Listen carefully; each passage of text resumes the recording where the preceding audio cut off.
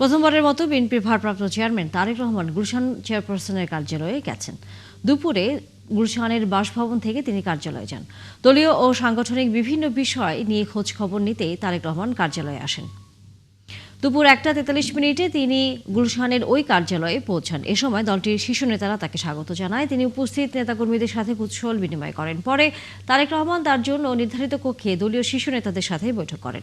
দলের শীর্ষ নেতাদের মধ্যে এ সময় উপস্থিত ছিলেন ডক্টর খন্দকার মোশাররফ হোসেন, মির্জা আব্বাস, আমির খসরু মাহমুদ চৌধুরী, ডক্টর মঈন খান, রুহুল কবির রিজভী, গয়েশ্বরচন্দ্র রায়, সেলিমা রহমান। পরে এক ব্রিফিংয়ে বিএনপি স্থায়ী কমিটির সদস্য আমির খসরু মাহমুদ চৌধুরী জানান, দলের বিভিন্ন পরিকল্পনা নিয়ে আলোচনা হয়েছে।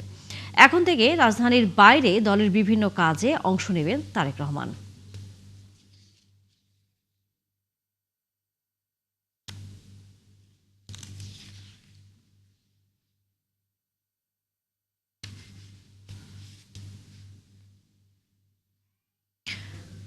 দর্শক, সংবাদে বলছিলাম আমরা প্রথমবারের মতো আজ দুপুরে বিএনপির গুলশান কার্যালয়ে গেছেন দলটির ভারপ্রাপ্ত চেয়ারম্যান তারেক রহমান।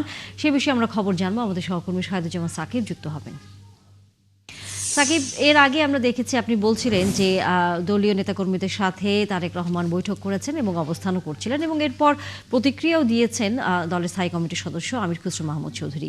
এখনই কি তারেক রহমান গুলশান কার্যালয়ে আছেন, নাকি তিনি এখান থেকে বের হয়ে গেছেন?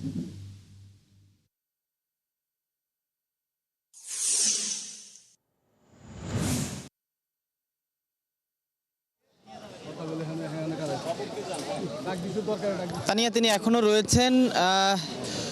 তিনি দুপুরের দিকে এখানে এসেছেন এবং বিএনপির সিনিয়র নেতৃবৃন্দ তাদের সঙ্গে কথা বলছেন। ইতিমধ্যেই জনাব তারেক রহমানের সঙ্গে বৈঠক করে বের হয়েছেন বিএনপির স্থায়ী কমিটির সদস্য আমির খসরু মাহমুদ চৌধুরী, গয়েশ্বরচন্দ্র রায় এবং বিএনপির সিনিয়র যুগ্ম মহাসচিব রুহুল কবির রিজভী। তারা বের হয়েছেন, তবে এখনও কার্যালয়ের ভেতরে অবস্থান করছেন বিএনপির স্থায়ী কমিটির সদস্য মির্জা আব্বাস, সেলিমা রহমান সহ আরও নেতৃবৃন্দ বের হয়েছেন। যারা তারা আমাদেরকে যেটি জানিয়েছেন যে বিএনপির ভারপ্রাপ্ত চেয়ারম্যানকে প্রথমবারের মতো কার্যালয়ে পেয়ে তারা আসলে উজ্জীবিত। এতদিন তারা দেশের বাইরে থেকে ভারপ্রাপ্ত চেয়ারম্যান তাদের সঙ্গে বৈঠক করেছেন, নানা পরিকল্পনা করেছেন, মিটিং করেছেন, তবে আজকে প্রথমবারের মতো বিএনপি কার্যালয়ে বসে ভারপ্রাপ্ত চেয়ারম্যান তাদের সঙ্গে বৈঠক করেছেন। যদিও সেটি অনানুষ্ঠানিক বৈঠক। এই বৈঠকে দেশের বর্তমান রাজনীতি, ভবিষ্যৎ রাজনীতি এবং আগামী দিনের পরিকল্পনা, আগামী জাতীয় সংসদ নির্বাচনের পরিকল্পনা, সার্বিক বিষয় নিয়ে সংক্ষিপ্ত আলোচনা করেছেন, যদিও সেটি পূর্ব নির্ধারিত কোনো আলোচনা ছিল না। এবং আমরা দেখছি বিএনপি চেয়ারপারসনের কার্যালয়ের সামনেও কিন্তু বিএনপির স্থানীয় নেতাকর্মী যারা রয়েছেন তাদের একটি ভিড় রয়েছে, তারাও বেশ উজ্জীবিত।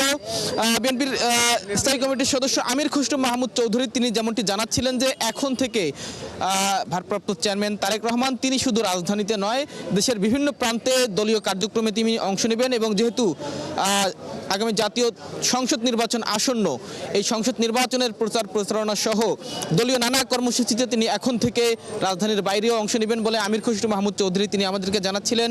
এবং রাজধানীর বিভিন্ন সমস্যা, সম্ভাবনা এবং জনাব তারেক রহমান দেশে ফিরেই প্রথম যে সংবর্ধনা অনুষ্ঠান, সেখানে তিনি যেটি বলছিলেন আই হ্যাভ এ প্ল্যান, তার যে পরিকল্পনা, সেই পরিকল্পনার বিষয়গুলো নিয়েও কিন্তু আজকে স্থায়ী কমিটির যারা সিনিয়র নেতৃবৃন্দ উপস্থিত ছিলেন তাদের সঙ্গে আলোচনা করেছেন। যদিও আজকে বিএনপির মহাসচিব মির্জা ফখরুল ইসলাম আলমগীর এবং স্থায়ী কমিটির সদস্য সালাউদ্দিন আহমেদ তারা দুজনেই নেই, তারা নিজ নিজ সংসদীয় আসন সেখানে গেছেন।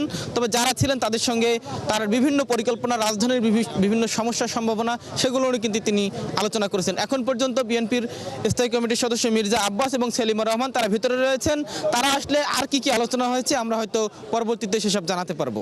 ধন্যবাদ শাহেদুজ্জামান সাকিব। আমরা নিশ্চয়ই ফিরবো আবারও। তারেক রহমান যেহেতু বৈঠক করছেন, কথা বলছেন সিনিয়র নেতাদের সাথে, নিশ্চয়ই সেখান থেকে কোনো আরও তথ্য আপনি জানতে পারলে ফিরে আসবো আরও আপনার কাছে। দর্শক সহকর্মী শাহেদুজ্জামান সাকিব ছিলেন এতক্ষণ আমাদের সাথে।